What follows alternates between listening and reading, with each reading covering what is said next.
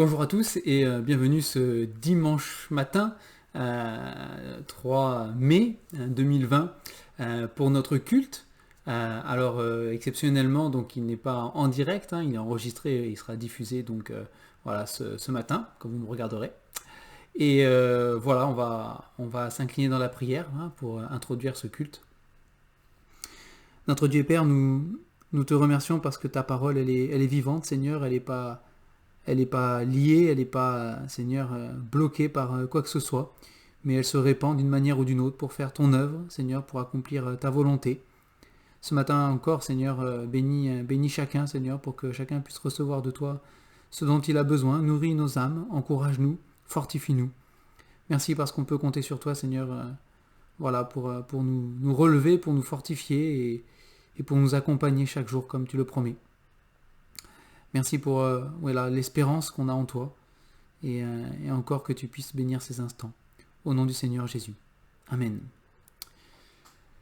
Voilà, donc on poursuit notre culte du dimanche avec le prophète Zacharie. Donc je vous invite à ouvrir vos Bibles en Zacharie. Et on avait vu dimanche dernier les 8 premiers versets de Zacharie chapitre 9. Alors je rappelle, pour contexte général, que Zacharie est donc un prophète qui a exercé un ministère en même temps que le prophète Agé.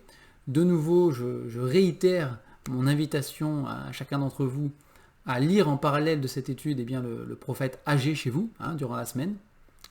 Donc Agé et Zacharie sont deux prophètes qui interviennent dans l'histoire du peuple d'Israël au moment du retour de la captivité à Babylone. Donc voilà, le peuple d'Israël, le royaume de Juda avait été emmené captif par les Babyloniens et 70 ans après, par l'édit de Cyrus, roi de Perse, donc des Mèdes et des Perses en fait, voilà, ils ont l'autorisation de revenir à Jérusalem pour reconstruire la ville, pour rebâtir le temple. Donc comme je l'ai dit à chaque fois, je le répète, le contexte c'est que le peuple retourne donc du coup à Jérusalem et il arrive face à un champ de ruines, il faut tout recommencer.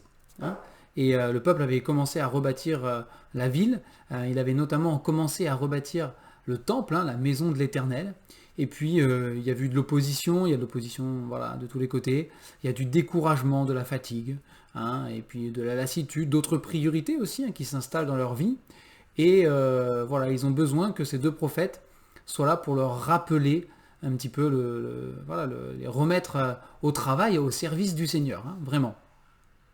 Et en même temps qu'on voit voilà, ces exhortations, ces encouragements pour le peuple d'Israël à se remettre au travail, il y a dans Zacharie toute une portée vraiment prophétique, dans le sens où il va parler à Israël de son avenir, de l'avenir d'Israël, du futur de Jérusalem particulièrement, et qui dit futur d'Israël et futur de Jérusalem, dit forcément qu'il va parler de celui que les Juifs attendaient avec tellement d'impatience, le Messie, le roi promis, le descendant de David qui va s'asseoir sur le trône, comme il est dit dans les prophéties, qui va régner, mais pour l'éternité, et qui va offrir à Israël, à Jérusalem, d'être le centre du monde, d'une certaine manière. Et tous les regards, il est dit, se tourneront vers Jérusalem. Il est dit que les rois des nations de la terre viendront adorer l'Éternel à Jérusalem, ils viendront tous à Jérusalem. Et donc voilà, c'est quelque chose qui était pour les Juifs quelque part imminent, qu'ils attendaient. Et donc Zacharie englobe ça. Et ce qui est très intéressant, on l'a vu dans Zacharie, je le rappelle, c'est que oui, il est là pour dire au peuple, au boulot, on se secoue, on y va, mais il est là surtout pour leur faire prendre conscience, et c'est très important pour nous, encore aujourd'hui, Zacharie est là pour leur faire prendre conscience que ce qui compte, ce ne sont pas les actions ou l'extérieur des choses, ce qui compte, c'est notre cœur. Et Zacharie commence dès le début en disant, voilà, il faut se repentir, il faut revenir à moi. Vous êtes revenu à Jérusalem, c'est bien, vous avez commencé à construire le temple, c'est bien, vous avez arrêté, c'est moins bien, mais ce qui compte, voilà, c'est pas de revenir physiquement en fait. Ce qui compte, c'est que votre cœur revienne à moi vraiment. Et c'est important que votre cœur à vous qui regardez cette vidéo ce matin, hein, que votre cœur soit à l'Éternel. Il n'y a pas de chose plus importante que ça. Qu'il soit le roi, on va le voir encore aujourd'hui, hein, qu'il soit le roi et le maître de votre cœur, de votre vie. Alors, dimanche dernier, dans Zacharie chapitre 9, et ses 8 premiers versets, on a vu une partie de la prophétie qui annonce des jugements, des châtiments de Dieu, hein, sur les nations qui sont autour d'Israël, sur les nations païennes, hein, et ces nations qui étaient cruelles aussi, hein, dans leur pratique de culte et d'idolâtrie aussi, hein, et ces nations qui étaient, on le voit ici, remplies d'orgueil et de fierté de leur puissance, de leur richesse, de leur armée pour certaines, etc. Peu importe ce qu'ils avaient, mais ils étaient fiers de ce qu'ils étaient, avec un orgueil démesuré, un orgueil qui rejette toute humilité forcément, mais qui rejette surtout toute action de grâce ou toute reconnaissance, hein, de ce Dieu vivant, de ce vrai Dieu qui existe et qui nous donne toutes ces choses, lui, avec abondance, avec bonté, avec compassion. Et donc, on avait vu, c'est important, je le rappelle, parce que on va poursuivre ce texte, hein, ce matin, mais on avait vu qu'il y avait, on peut se bâtir dans notre vie plusieurs forteresses. Tyr, la ville de Tyr, hein, on a vu, s'était bâti une forteresse qu'elle pensait imprenable sur un éperon rocheux. Et puis Alexandre le Grand est arrivé et puis il a fait tomber. Hein, il a fait tomber cet éperon rocheux, enfin cette forteresse sur cet éperon rocheux. Hein, il l'a réduite en cendres. Et ça, c'est ce qui se passe, on avait vu, hein, voilà, par rapport à ce qui se passe aujourd'hui, hein, avec ce virus sur dans le monde entier, hein, et nos manières de vie chamboulées et toutes ces choses auxquelles on se rattachait, qui étaient pour nous des forteresses, hein, qui s'écroulent. Eh bien, où est la seule forteresse qui ne s'écroulera jamais, hein, quelles que soient les circonstances de la vie? On l'avait vu ensemble, hein, et je le rappelle, cette forteresse, c'est Jésus-Christ. Et si aujourd'hui Jésus-Christ n'est pas votre forteresse, hein, si vous n'êtes pas réfugié, caché en Jésus-Christ, alors je vous le dis, il n'y a pas d'espoir. Il n'y a pas d'espoir pour vous, il n'y a pas d'espoir pour ce monde. Et effectivement, il y a de quoi être déprimé, hein, découragé. Et voilà, la Bible dit que on trouve un espoir, on trouve un réconfort, on trouve une paix, hein, une confiance, un calme, pas dans une religion, pas dans un homme, mais en Jésus-Christ. Hein, lui qui a donné sa propre vie pour nous sauver, pour nous racheter de nos péchés.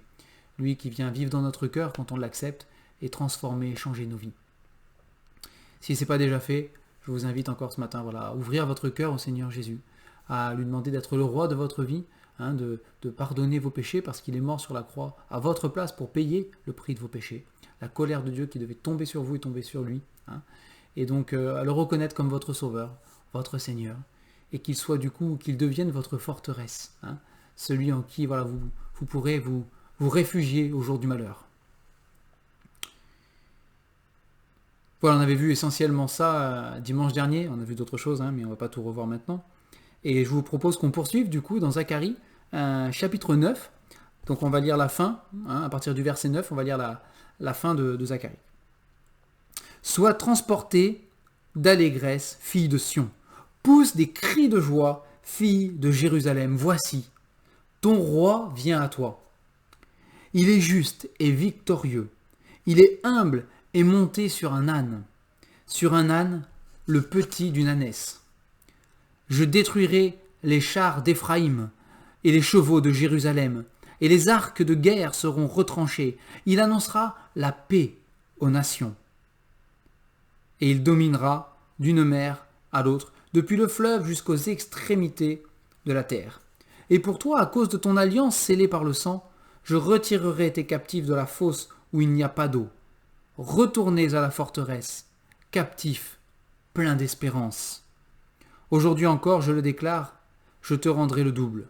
Car je bande Juda comme un arc et j'arme Éphraïm comme un arc. Je soulèverai tes enfants, ô Sion, contre tes enfants, ô Javan. Je te rendrai pareil à l'épée d'un vaillant homme. L'Éternel, au-dessus d'eux, apparaîtra, et sa flèche partira comme l'éclair. Le Seigneur, l'Éternel, sonnera de la trompette. Il s'avancera dans l'ouragan du midi. L'Éternel des armées les protégera. Ils dévoreront, ils vaincront les pierres de la fronde. Ils boiront, ils seront bruyants comme pris de vin. Ils seront pleins comme une coupe, comme les coins de l'autel. l'Éternel, leur Dieu, les sauvera en ce jour-là, comme le troupeau de son peuple, car ils sont les pierres d'un diadème qui brilleront dans son pays. Oh, quelle prospérité pour eux, quelle beauté! Le froment fera croître les jeunes hommes et le mou les jeunes filles. Alors vous avez ici un passage prophétique, encore une fois, sur l'avenir, le futur d'Israël, de Jérusalem, avec voilà un roi qui va venir, un roi qui est victorieux, un roi qui va réduire à néant eh bien, les ennemis d'Israël, de Jérusalem, un roi qui sauvera dans une période, on le voit ici, a priori désastreuse pour Jérusalem, un roi qui viendra pour les protéger, pour les sauver, un roi qui sauvera en ce jour-là ce peuple pour en faire son troupeau, hein, un roi qui sera donc un berger aussi. Et puis voilà, ils auront une prospérité, hein, en ce jour-là, une prospérité avec un roi qui régnera sur toute la terre, hein, sur toute la terre. C'est ce qu'il est dit ici, d'une extrémité à l'autre. Alors oui, voilà, il y a cette prophétie, c'est vrai, pour Israël qui est là. Cette prophétie, elle est donnée par le prophète en une seule fois, hein, c'est-à-dire que lui, voilà, il dit ce qu'il voit, comme si tout va se passer, tout va s'enchaîner exactement à l'instant comme ça, tac, à partir du moment où le roi arrive monter sur l'âne, ici il est question, hein, on va y revenir après, mais à partir du moment où le roi arrive monter sur l'âne, pour Zacharie, il arrive sur l'âne, il vainque les nations, il s'assoit sur le trône à Jérusalem, il règne d'une extrémité à l'autre de la terre, et la prospérité pour Jérusalem. Hein.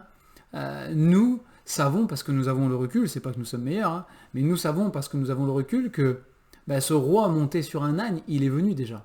Hein, il est venu. Et il est venu instaurer une paix, qu'on va développer ensuite, hein, qui n'est pas une paix qu'attendait Israël. Et donc la suite de cette prophétie, avec les ennemis écrasés, le règne depuis Jérusalem, et puis voilà, tout ce qui s'ensuit, la prospérité, le salut, ils se tourneront vers lui en ce jour-là, etc., ils seront sauvés. Eh bien, on sait que ce sont des choses encore à venir dans le futur d'Israël, des choses qui se passeront, voilà, on ne sait pas quand, mais le Seigneur prépare les choses, il avance, et puis quand ce sera le temps de Dieu, hein, on ne peut savoir ni le jour ni l'heure, hein, il l'a dit, mais quand ce sera le temps de Dieu, eh bien, tac, le chrono sera déclenché, et ce seront les événements prophétisés par les prophètes dans cette dernière partie des temps, hein, en tout cas c'est comme ça que nous on conçoit à travers la parole, hein, eh bien ça se déroulera. Mais en attendant, on est entre les deux. Et justement, c'est ce qui est intéressant ici, hein, dans ces versets, donc verset 9 et verset 10, c'est que vous avez un roi ici qui est annoncé, un roi qui va mettre Jérusalem dans la joie et dans l'allégresse. Un roi qui va venir parce qu'il va venir sauver, parce qu'il va venir délivrer. Hein. Et ce roi, il est dit qu'il est monté sur un âne, sur le petit d'une ânesse, donc sur un ânon. Hein. Et juste après, il est dit que ce roi va détruire les chars d'Éphraïm, hein, les arcs de guerre seront retranchés, donc il va combattre, il est dit après, hein, il va combattre, il va utiliser Éphraïm, etc., comme des instruments, voilà, des outils de guerre, hein, des armes, tout simplement. Et le Seigneur va arriver, il va vaincre. Hein.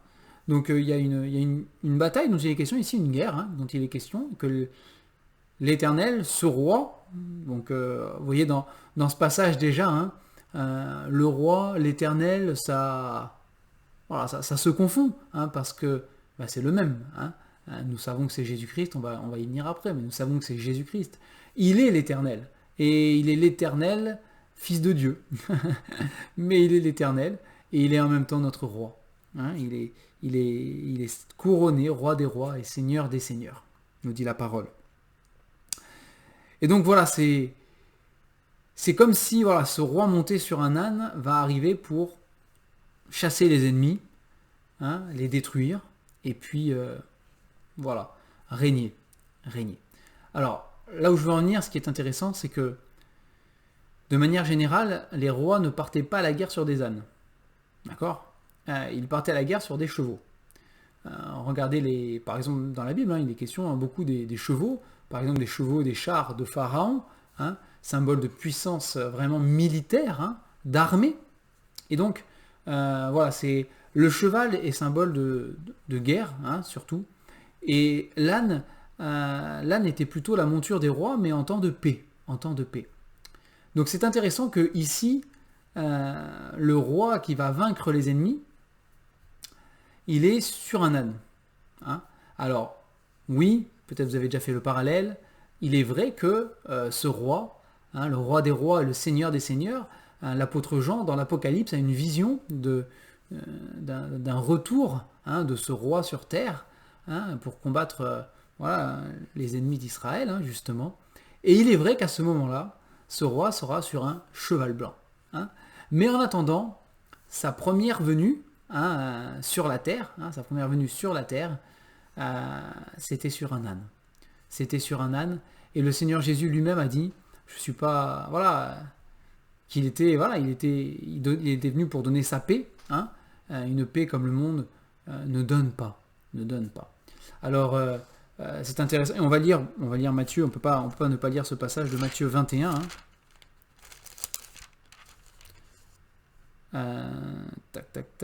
Matthieu 21.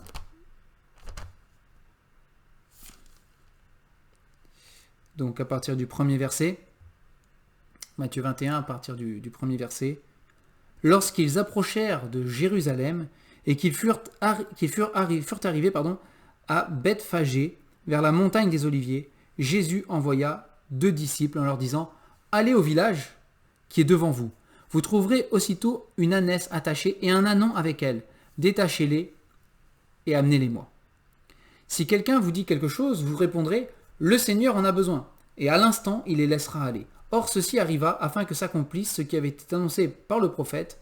Dites à la fille de Sion, voici, ton roi vient à toi, plein de douceur et monté sur un âne, sur un ânon le petit d'une ânesse. Et donc là, il cite exactement le passage de Zacharie qu'on vient de lire. Les disciples allèrent et firent ce que Jésus leur avait ordonné. Ils amenèrent l'ânesse et l'ânon, mirent sur eux leurs vêtements et le firent asseoir dessus. La plupart des gens de la foule étendirent leurs vêtements sur le chemin, d'autres coupèrent des branches d'arbres et en jonchèrent la route. Ceux qui précédaient et ceux qui suivaient Jésus criaient « Hosanna au fils de David, béni soit celui qui vient au nom du Seigneur, Hosanna dans les lieux très hauts. » Lorsqu'il entra dans Jérusalem, toute la ville fut émue et l'on disait « Qui est celui-ci » La foule répondait « C'est Jésus, le prophète de Nazareth, en Galilée. » Alors nous on va s'arrêter là, on va pas lire plus et on va retourner dans Zacharie, chapitre 9. Mais vous voyez en Zacharie, chapitre 9, donc on est 500 ans avant Jésus-Christ, et 500 ans avant Jésus, la Bible ici annonçait déjà que le roi, le vrai roi d'Israël, celui qui est le Messie, celui qui sauvera son peuple, il viendrait, il serait accueilli à Jérusalem, pendant son entrée à Jérusalem, il serait accueilli avec joie, avec allégresse, qu'il viendrait sur le petit d'une ânesse, sur un ânon. Et c'est exactement ce que le Seigneur Jésus a fait quand il était sur terre. Il est rentré à Jérusalem sur cet ânon, avec des foules devant, des foules autour de lui qui le précédaient, qui étaient derrière, qui criaient « Béni soit celui qui vient au nom du Seigneur, Hosanna ». Et voici, ton roi vient à toi. Alors ce qui va nous intéresser, il y a plein de choses qu'on pourrait dire, on est d'accord, mais on va se concentrer sur certains points seulement, ici, ce matin. Mais une chose à laquelle j'aimerais qu'on s'intéresse ici, c'est la manière dont Jésus a été reçu comme roi. Jésus a été reçu avec cri d'allégresse, avec joie, avec une certaine ferveur même, une certaine piété sans aucun doute, même pour certains. Hosanna, béni soit celui qui vient au nom du Seigneur. Et puis, pas longtemps après, de nouveau des cris dans Jérusalem, mais des cris qui disent « Crucifie-le, crucifie-le, crucifie-le ». Et c'est, je veux dire, la différence est est choquante et flagrante. Et elle est peut-être aussi lourde de sang, je ne sais pas.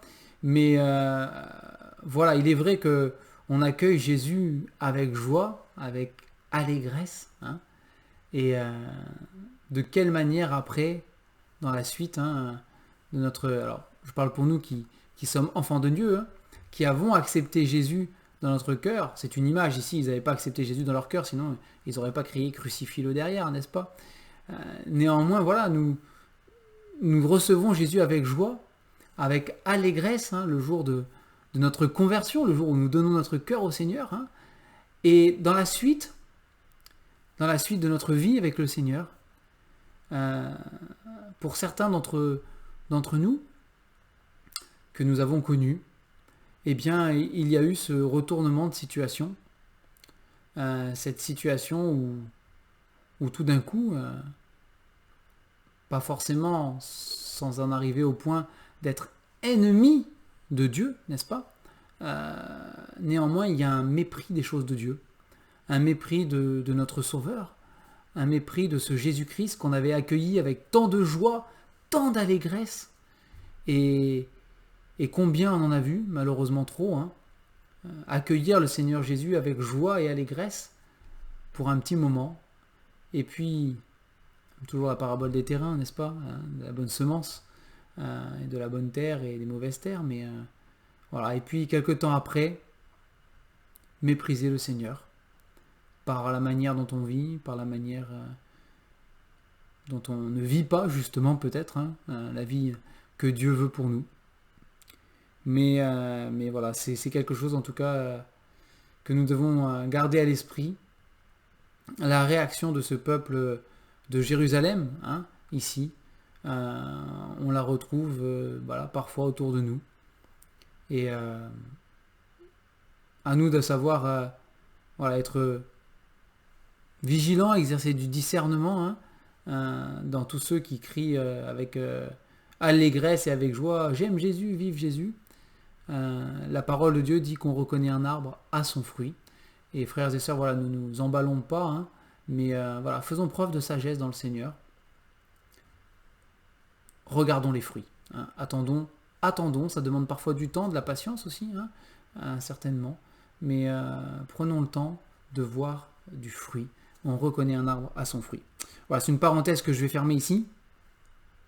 Et je voudrais m'adresser à tous ceux qui n'ont jamais encore accepté le Seigneur Jésus comme leur sauveur. Hein. Vous n'avez jamais demandé pardon pour vos péchés de tout votre cœur au Seigneur Jésus. Et il n'est pas rentré dans votre cœur. Eh bien, voilà, il veut le faire aujourd'hui. Il veut le faire aujourd'hui. Voici, ton roi vient à toi. C'est encore une invitation pour toi aujourd'hui. Voici, ton roi vient à toi. Comment est-ce que toi, qui ne l'a pas encore accueilli dans ta vie, comment tu vas l'accueillir? Est-ce que tu vas justement l'accueillir avec joie et avec allégresse? Est-ce que tu vas vraiment l'accueillir déjà? Est-ce que tu vas ouvrir les portes, hein, non pas de ta ville, mais de ton cœur, pour laisser rentrer ce roi qui veut venir à toi, qui vient à toi, et qui veut rentrer en toi, et qui veut faire sa demeure dans ton cœur, qui veut venir habiter dans ton cœur, transformer ta vie, apporter sa paix, sa joie, sa sérénité, son calme, son espérance, sa confiance, hein, le pardon des péchés procure toutes ces sensations, toutes ces choses en nous.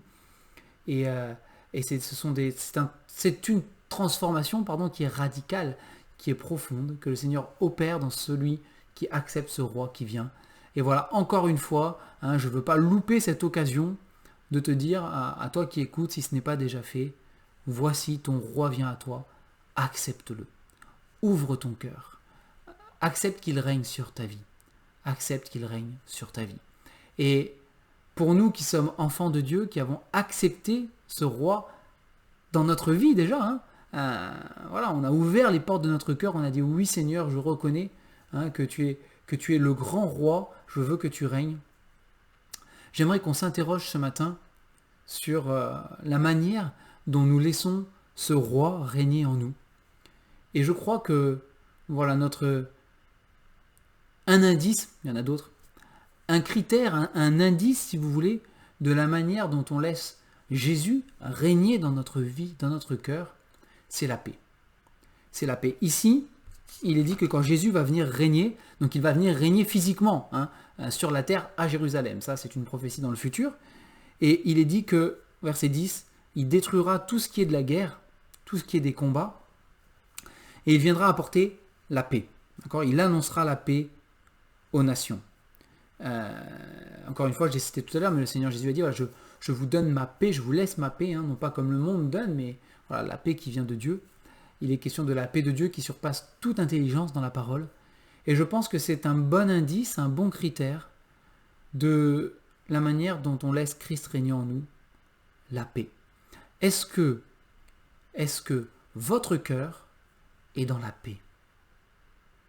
Et si votre cœur n'est pas dans la paix, si notre cœur, parce que c'est la même chose, je m'inclus, mais si notre cœur n'est pas dans la paix, peut-être que on devrait analyser la situation, notre situation émotionnelle, notre situation spirituelle, notre âme, dans notre vie, et de chercher, est-ce qu'il n'y a pas un domaine dans ma vie où Jésus ne règne pas? Et on va faire mouche à chaque fois. Dans le domaine où Jésus ne règne pas, je m'inquiète. C'est pas... Comment dire? C'est le Seigneur qui l'a dit. Vous avez plusieurs promesses dans la parole où il est dit « Ne vous inquiétez de rien. Ne crains pas, crois seulement. À chaque jour suffit sa peine. Ne crains pas, petit troupeau. » Et le Seigneur l'a répété plein de fois. Et vous avez le psalmiste qui a compris que le roi de son cœur, c'est un berger, qui peut dire, dans le psaume 23, « L'Éternel est mon berger, je ne manquerai de rien. » Et voilà, quand je traverserai la vallée de l'ombre de la mort, je ne crains aucun mal, car tu es avec moi. Ton bâton et ta houlette me rassurent. Et c'est cette notion de paix. Et à quel point aujourd'hui, et d'ailleurs aujourd'hui cette paix que Dieu nous donne, cette paix aujourd'hui est mise à rude épreuve. Elle est mise à rude épreuve par les circonstances de ce que nous vivons, cette situation sans précédent, exceptionnelle, que nous traversons là, aujourd'hui, avec ce virus, et puis tout ce que ça implique derrière, que ce soit économique, que ce soit éducatif, que ce soit tout ce que vous voulez. Toute cette situation met notre paix à l'épreuve, la malmène quelque peu, la chamboule, la perturbe. Et c'est là où, frères et sœurs, c'est là où c'est important. C'est important pour nous de garder cette paix ferme, solide, bien ancrée en Jésus-Christ, dans la forteresse qu'est Jésus. Et c'est vraiment important. C'est là que notre paix se révèle. C'est là que notre paix, elle prend toute sa beauté, tout son éclat, et c'est là qu'elle brille aux yeux de ceux qui nous entourent le plus, en fait. Mais voilà, c'est vrai, notre paix aujourd'hui, elle est chamboulée un peu. Et est-ce que vous êtes en paix? Est-ce que vous êtes en paix? En paix pour votre avenir professionnel, matériel, pour vos enfants, en paix pour ceux qui vous entourent. Est-ce que vous avez la paix de Dieu? Si vous n'avez pas la paix de Dieu, c'est que ce roi qui doit régner dans vos cœurs, il doit y avoir un domaine où il ne règne pas vraiment. Un domaine où peut-être il a le volant, mais vous avez la main dessus, prêt au cas où on ne sait jamais. C'est des fois qu'il serait distrait, mais le Seigneur n'est pas distrait. Il voit tout, il sait tout, il connaît tout, il entend tout, il est partout. Il est bien plus grand que tout ce qu'on peut imaginer. Et il est avec nous tous les jours jusqu'à la fin du monde. Il nous l'a promis. Et donc, voilà, c'est vraiment important. C'est quelque chose qui ressort ici, cette notion de roi qui vient pour régner, pour établir la paix. Et donc, si c'est le cas dans votre vie, si vous n'êtes pas en paix, regardez les domaines de vos vies, voilà, où peut-être le Seigneur ne règne pas, et déposez-lui. Le Seigneur dit qu'il vient pas, il ne met pas dehors celui qui vient à lui. Et je vous encourage à venir à ce roi, le roi de votre cœur. Je m'adresse aux enfants de Dieu là, au roi de votre cœur, afin de déposer à vos pieds vos fardeaux, vos craintes, vos peurs, vos inquiétudes, vos troubles, vos angoisses, vos détresses, toutes ces choses, et déposer le domaine en question qui est lié à ce stress que vous pouvez avoir, à ce trouble, à cette incertitude, etc.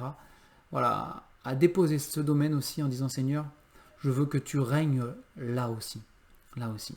Beaucoup de nos contemporains aujourd'hui sont troublés, par exemple, effectivement, professionnellement pour ce qui va se passer peut-être, financièrement avec cette crise et ce qui se passe. Et humainement parlant, il y a beaucoup de raisons de trembler, on est bien d'accord. Par contre, voilà, encore un domaine où nous, on peut venir au pied du roi des rois et dire, Seigneur, tu règnes dans ma vie. Je ne sais pas ce que tu prévois pour moi, mais Seigneur, moi je marchais avec toi, je veux être en paix parce que tu conduis mes pas, parce que tu conduis ma vie, tu conduis mon travail, mon avenir professionnel, tu conduis ce qu'il faut pour que mes enfants aient à manger, qu'ils aient un toit sur leur tête. Seigneur, tu es celui qui pourvoit, tu es l'Éternel qui pourvoit, et tu l'as promis, alors moi je te fais confiance. C'est règne dans ce domaine, Seigneur, règne dans ce domaine, dans ma vie. Et c'est la paix de Dieu, tout de suite, qui surpasse toute intelligence, qui vient remplir nos cœurs. Et j'espère vraiment que aujourd'hui, frères et sœurs, vous êtes dans cette paix, que vous ne vous laissez pas happer par le monde, et par ces doutes, ces troubles, ces questions. J'espère que vous ne restez pas branchés H24 sur les médias qui, vont vous faire regarder toujours une fois, toujours encore, pas comment le dire, encore et toujours. Voilà, ils vont vous river vos yeux vers le sol, vers la terre, vers la poussière, vers l'homme, l'humanité, et que vous arrivez à détacher vos regards de ces choses, tout en restant, on va dire, au courant des choses, mais détachez vos regards de ces choses pour regarder les choses d'en haut, pour regarder au Seigneur Jésus, pour regarder au roi de votre vie. Et j'espère vraiment que, puisque vous l'avez proclamé, vous êtes enfant de Dieu, vous l'avez proclamé, vous avez confessé que Jésus est votre roi, j'espère qu'il l'est vraiment au quotidien, dans vos vies, dans votre foyer, dans votre couple, dans votre famille, dans notre assemblée aussi, qu'il le soit, Seigneur. Et puis voilà, dans tous les domaines de votre vie personnelle aussi, qu'il soit le roi des rois et le Seigneur des seigneurs. La parole de Dieu nous dit que un jour, tout genou fléchira, et toute langue confessera que Jésus-Christ est Seigneur, à la gloire de Dieu le Père. Il est le roi des rois. Et on lui doit honneur, louange, adoration. Et on se doit de lui faire confiance.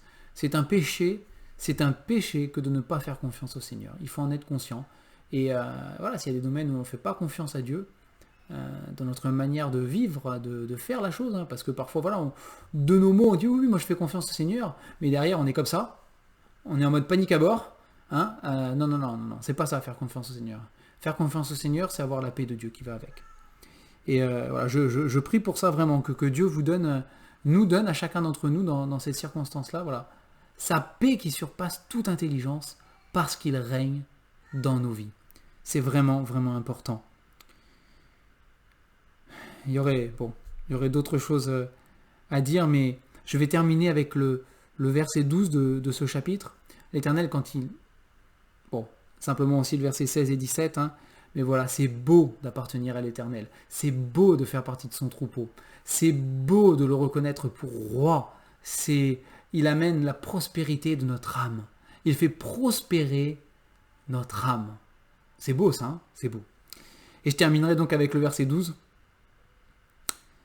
Retournez à la forteresse, captifs, plein d'espérance. Captifs, plein d'espérance. Il est vrai que Jésus aujourd'hui est notre forteresse. Ici, il parle pour Israël, n'est-ce pas? Et il invite tous ceux qui seront dispersés à ce temps-là, captifs ou autres, à revenir à la forteresse, à revenir à Jérusalem, à revenir là. Et avec espérance, parce que le roi est arrivé, il règne. Le roi est arrivé, il règne. Donc revenez avec espérance là où le roi règne. Ce n'est pas encore le cas, il ne règne pas encore en Israël. Mais ça viendra, la parole est formelle, et Dieu ne se trompe jamais, il ne ment pas. Ça arrivera. Mais en attendant, voilà, c'est cet appel. Revenez à la forteresse, captifs, plein d'espérance. Aujourd'hui, nous ne sommes plus des captifs.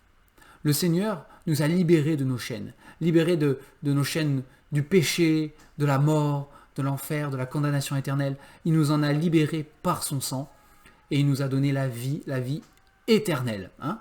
Et donc, voilà. Mais c'est vrai qu'on peut peut-être se considérer comme captif, hein, entre guillemets. On est encore captif de cette vie sur la terre. Hein. On a une vie libre en Jésus, n'est-ce pas? On n'est plus esclave, hein, on doit être esclave de rien, mais on vit encore sur cette terre. Et il y a un jour, et notre âme soupire après ce jour, il y a un jour où nous verrons le Seigneur, notre roi, face à face. Un jour où nous serons transformés à son image. Un jour où nous partirons avec lui pour être au ciel, pour toujours en sa présence. Et voilà, c'est le jour où nous retournerons à la forteresse. Même si aujourd'hui on est caché en Christ dans la forteresse, n'est-ce pas? C'est en espérance, dit la parole, que nous sommes sauvés. Et un jour, on va rentrer à la maison. Hein, celle qui est là-haut. Celle que le Seigneur Jésus, selon sa promesse, nous prépare. Hein, et il reviendra nous chercher. Et alors, ce jour-là, on retournera à la forteresse. On rentrera à la maison, accompagné par tous nos frères et sœurs, hein, en Jésus-Christ, transformés aussi à la gloire.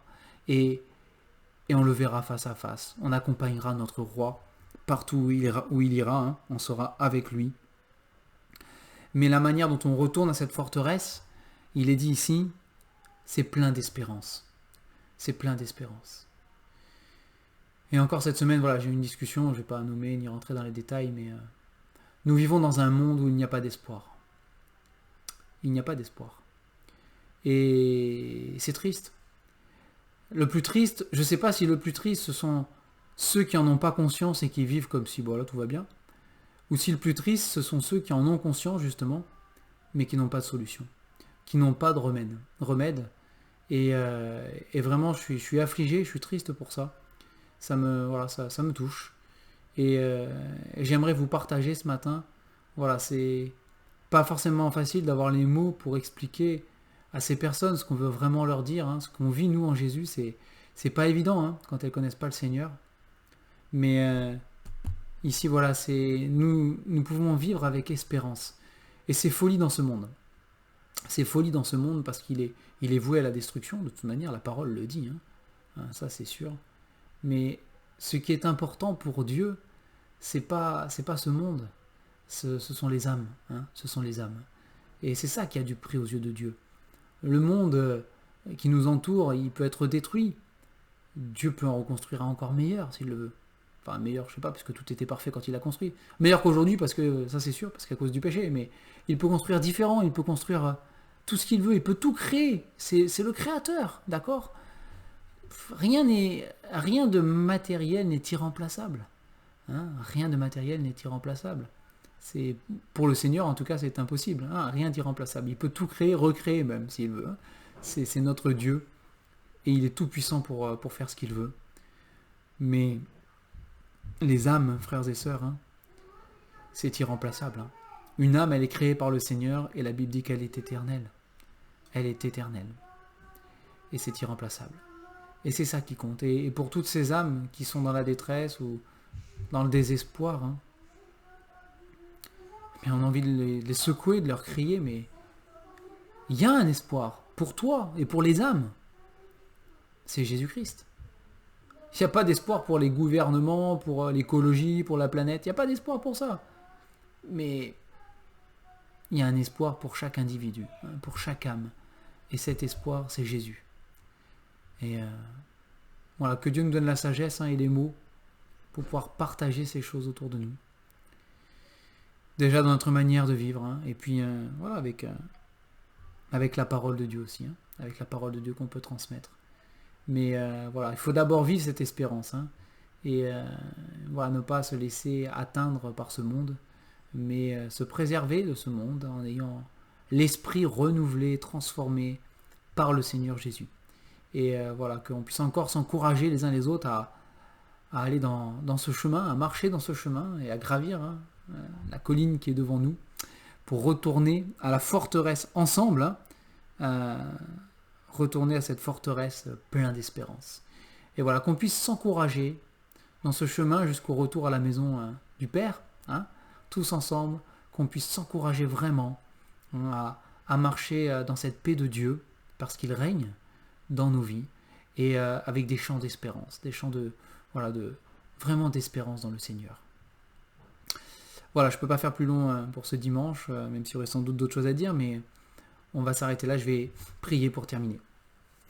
Notre Dieu et Père, je te loue, je te rends grâce et gloire parce que tu es fidèle, que tu permets que ta parole, d'une manière ou d'une autre, puisse être propagée, proclamée, publiée. Nous te louons, Seigneur, pour ta bonté et pour la grandeur de ton nom. Nous te louons parce que tu es le Dieu tout-puissant, le Dieu créateur, Seigneur, mais que même si tu es puissant, tu ne rejettes personne. Seigneur, nous voulons te prier particulièrement pour tous ceux qui ne t'appartiennent pas. Seigneur, que voici le roi vient à eux et qu'ils puissent ouvrir leur cœur, Seigneur, pour te recevoir. C'est important. C'est la chose la plus importante de leur vie et que tu puisses conduire dans ce sens. Je te loue de ce qu'un jour tu es venu à moi comme mon roi et de ce que j'ai accepté, de ce que maintenant tu règnes dans ma vie. Seigneur, pour chacun d'entre nous qui te connaissons comme le roi des rois et le Seigneur des seigneurs, que tu puisses déjà travailler nos cœurs à la ressemblance de Christ, que tu puisses, Père, nous aider aussi à ce que Christ règne dans chaque domaine de nos vies, dans notre vie tout entière, sans exception, que cette paix puisse s'installer et s'enraciner profondément dans nos âmes, dans nos cœurs, dans nos vies. Je te loue parce que là aussi tu es fidèle pour agir, Seigneur, et pour même répondre aussi à nos prières, même si nous ne méritons pas. Nous te remercions pour toutes ces choses. Au nom du Seigneur Jésus. Amen. Amen. Voilà, ce culte est terminé. Et je vous souhaite d'être bénis dans le Seigneur et de recevoir encore durant cette semaine de la part de Dieu des encouragements, des exhortations, des consolations, qu'il sache encore trouver, comme il le fait si bien, le chemin de vos cœurs, et qu'on puisse continuer, encore une fois, je le dis, vraiment à s'encourager les uns les autres par la parole. Continuons à partager, continuons à s'appeler les uns les autres, à prendre des nouvelles les uns des autres. N'hésitez pas à appeler, prier pour nous, dans la situation que vous connaissez pour la plupart. Et voilà, que le Seigneur donne sa paix, une totale confiance, une pleine espérance, une joie à chacun d'entre nous. Et voilà, nous on se retrouve donc la semaine prochaine, de nouveau pour les études en ligne. Il y aura donc l'étude du mercredi soir, faite par Ramon sur l'évangile de Jean. Et puis il y aura aussi l'étude jeudi après-midi prochain. Je ne sais pas encore où on en sera, si je pourrais faire personnellement en direct ou pas, mais ce sera d'une manière ou d'une autre mis en ligne. J'enregistrerai sinon comme j'ai fait ce matin, et le Seigneur dirigera pour ça. Et puis dimanche prochain, de nouveau, le culte aussi, on verra s'il sera en direct ou pas. Je pense que oui, quand même, d'ici dimanche prochain. Voilà, vous avez aussi l'école du dimanche disponible pour ceux qui les connaissent avec Monsieur Chercheur et Madame Réponse. Elle est disponible dès ce matin sur le site de notre église, qui doit s'afficher en dessous si j'ai réussi la manipulation. Voilà. Et priez pour toutes ces choses. La présidence aussi, et la partie louange qui est aussi disponible sur notre site aussi, sur la page culte vidéo. Que le Seigneur vous bénisse, qu'il vous garde, et j'espère à très bientôt du coup.